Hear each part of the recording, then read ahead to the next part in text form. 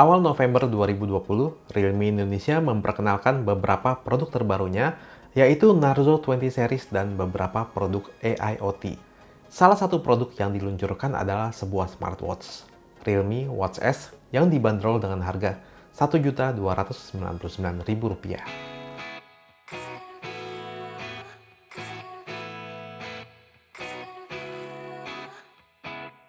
Oke, jadi Realme Watch S ini datang dengan kotak yang memanjang berwarna khas produk Realme.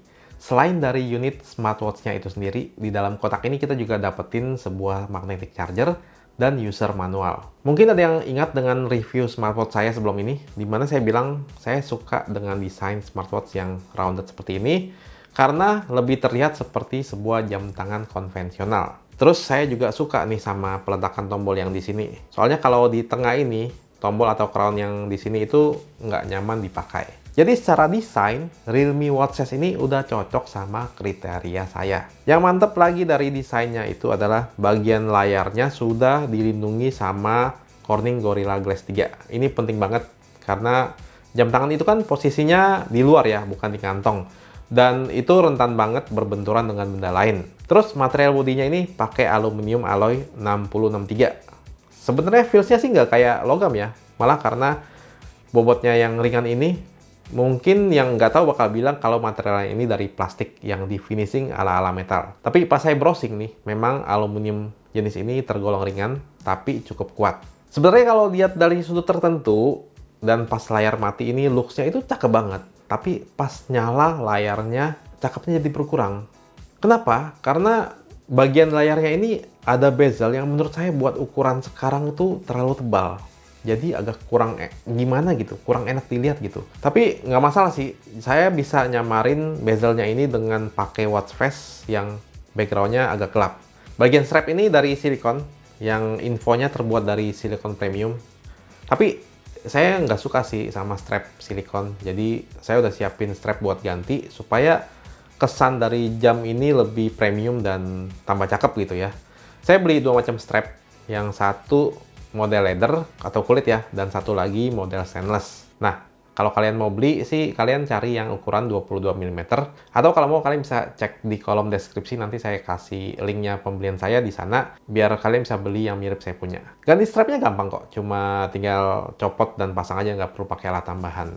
Nah, jadi menurut kalian gimana? Setelah saya ganti strap, lebih cakep atau enggak? Atau cakepan originalnya? Kalian kasih komen ya, bagusan yang mana. Tapi saya mau info aja, sebenarnya strap silikon ini lebih mendukung buat kalian yang lebih suka beraktivitas di luar ruangan ya, seperti olahraga misalnya. Soalnya strap silikon gini lebih awet ya kalau sering terkena air atau keringat gitu.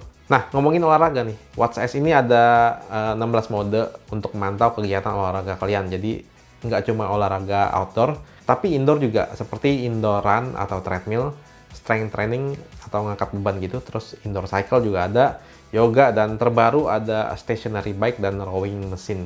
Jadi cocok banget sama situasi pandemi sekarang ini. Selain olahraga, untuk kesehatan dia juga bisa monitor detak jantung, dan Realme kasih info nih kalau Watch S ini dia pakai sensor PPG terbaik yang ada di pasaran. Monitoringnya ini kita bisa atur 24 jam. Terus kita bisa nyalain peringatan kalau detak jantung kita itu terlalu tinggi ataupun terlalu rendah pas dimonitor. Ada juga monitor kadar oksigen dalam darah yang bisa jadi indikator kesehatan kita. Klaimnya sih sensor yang digunakan ini terpercaya.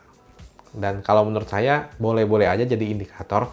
Tapi kalau untuk diagnosa medis sih sebaiknya jangan ya. Terus nggak ketinggalan juga sleep monitor yang buat ngukur kualitas tidur kita. Lalu ada get up reminder juga buat kasih peringatan kalau kita udah duduk terlalu lama supaya kita gerakin badan kita. Terus ada water reminder juga buat ngingetin kita untuk minum air secara rutin. Nah, di luar fitur-fitur kesehatan tadi, ada fitur-fitur lain juga yang lumayan berguna. Misalnya pas nyalain Spotify buat denger lagu, Watch S ini bisa kita pakai untuk ngontrol musik seperti pause or play, previous or next song, sama pengaturan volume.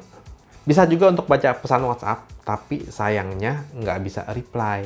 Jadi kalau minimal bisa kasih reply dengan semacam quick reply gitu, asik ya. Ya, tapi seenggaknya lumayan lah, kita bisa baca pesannya dulu, jadi bisa tahu isi pesannya ini perlu kita reply secepatnya atau enggak. Terus harapan saya sih moga-moga fitur semacam itu bisa dikasih melalui update software. Begitu juga dengan notif telepon ya. Jadi WatchOS ini bisa kasih notif pas ada telepon masuk, tapi pilihannya cuma dua, mute atau reject. Nggak bisa terima telepon. Kalau mau terima telepon, kita harus keluarin smartphone gitu.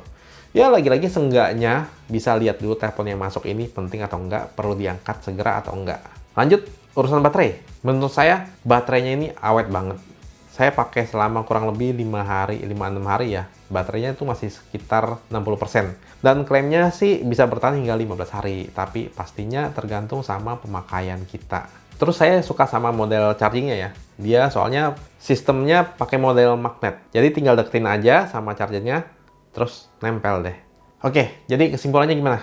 Ya, kalau untuk desain kan selera ya. Saya memang suka sama model rounded seperti ini, dan saya suka sama penggunaan material yang menurut saya termasuk bagus di kelasnya. Walaupun ada yang kurang serak nih, sama bagian bezel sama strapnya tadi yang saya bilang ya. Tapi masih bisa diakalin. Dan buat kalian yang nggak masalah sih, it's okay. Jadi kalian nggak perlu keluar dana lagi buat beli strap baru kayak saya. Terus untuk sebuah smartwatch di kelasnya ya, menurut saya kelebihannya ada di fitur-fitur kesehatan yang cukup lengkap, terutama dengan adanya pengukur kadar oksigen dalam darah. Udah gitu, yang menurut saya kelebihan itu adalah baterainya yang awet. Jadi nggak harus sering-sering ngecas. Dan cocok nih misalnya buat kalian yang demen kayak kegiatan outdoor seperti naik gunung yang perlu nginep beberapa hari. Jadi kalian nggak perlu bawa-bawa chargernya. Ya paling ya agak disayangkan sih cuma itu ya, fitur untuk reply pesan WhatsApp-nya nggak ada. Dan semoga aja ya bisa dikasih melalui update software.